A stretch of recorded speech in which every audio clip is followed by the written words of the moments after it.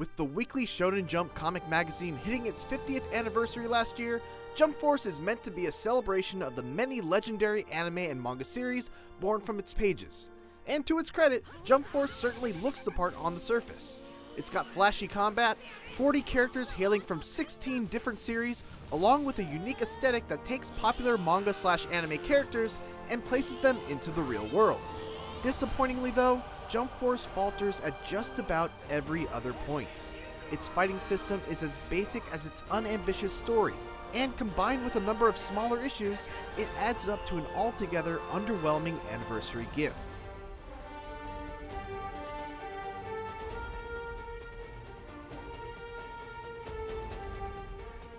Jump Force puts you into the shoes of a random passerby who gets caught up in a battle between Jump heroes and villains in Times Square, with little context given as to how or why things are happening. You get killed, revived with superpowers, and from there, you're free to build your character as you see fit. Unfortunately, the character editor doesn't have a ton of options, but there are at least a couple of nods to anime characters that didn't make it into the roster. So you can make custom versions of characters like Kuwabara, Urahara, and Kurama, just to name a few. Or you can just do this. In general, Jump Force's plot takes itself a little too seriously and misses out on a huge opportunity for some fun interactions between beloved characters. The bland story is also done no favors by the fact that most of the cutscenes are devoid of voice acting. The few interesting moments, like Kenshin challenging Zoro to a duel over his strict teaching methods, are left completely silent and lifeless. The biggest problem with the story though is how you progress through it. You're not given waypoints to show you where you have to go for the next mission. Upgrading your character is needlessly convoluted, and towards the end the difficulty spikes in the worst possible way. Enemies can shave off nearly half your health with simple combos or special moves, while their AI remains as dumb as ever. It's artificial difficulty at its worst.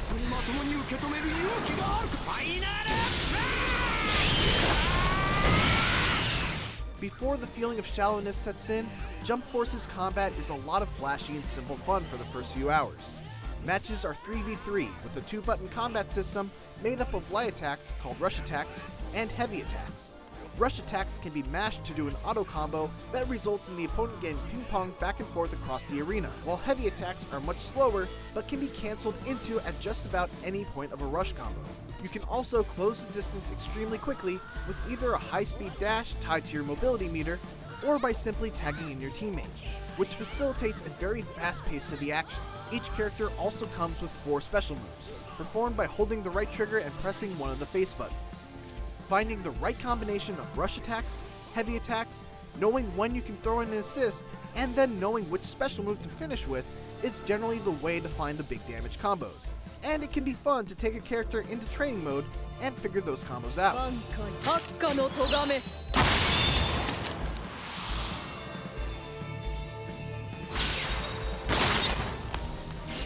To its credit, developer Spike Chunsoft did an admirable job of making sure everything has some sort of counter. Auto combo span can be beaten by blocks, sidesteps, or by charging armored heavy attacks. Predictable dash-ins can be blown up by invulnerable on startup special moves or counters, and excessive guards can be broken with powerful unblockables or throws. There's also an emergency escape that allows you to get out of a combo while you're getting hit at the expense of your entire mobility meter. All of this is a fine start, but that's about as deep as it goes.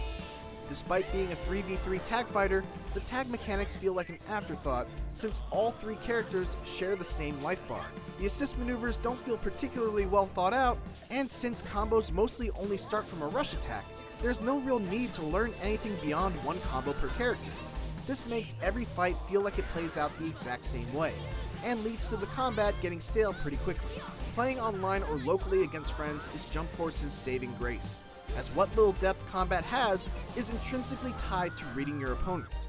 That doesn't work against a predictable and dumb AI. In my experience playing online pre-release, the performance has held up very well, with lag feeling like a non-issue.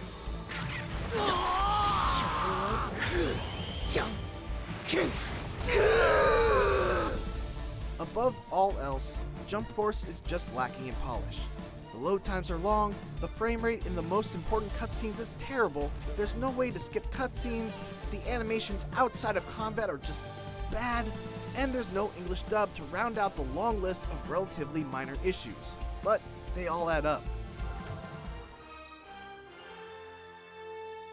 If you've got some like-minded anime fans who are down to smash some buttons and watch the sparks fly, Jump Force's fighting system allows for at least a few hours of shallow fun before it gets stale and repetitive.